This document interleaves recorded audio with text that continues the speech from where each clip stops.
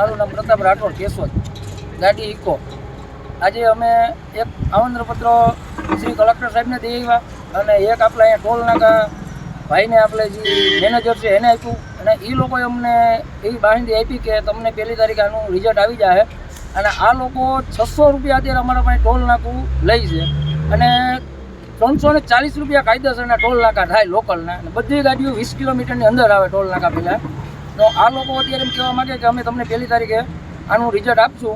ઉપર લગીને અમે વાત કરીએ, જો 1લી તારીખે આનું રિઝલ્ટ નહીં આવે તો અમે અત્યારે અહીંયા કઈ ટોલ નાકા ઊભીને કહીને જ જઈએ કે 2 તારીખે ચક્કાજામ થાય રોડ, એની પૂરી જવાબદારી ટોલ નાકાની રહે, બરાબર.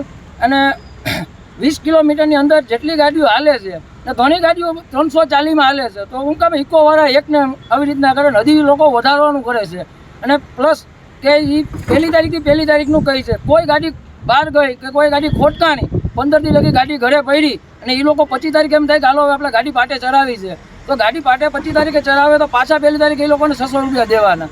તો આમાં નાનો માણસ મરી જાય, બધા એના છોકરા બાયરી માટે કામ ધંધો કરતા હોય ને ઇકોવાળા કોઈ કરોડપતિ ન હોય, બધા મજૂર વેળા હોય આમાં. જય હિન્દ, જય ભારત.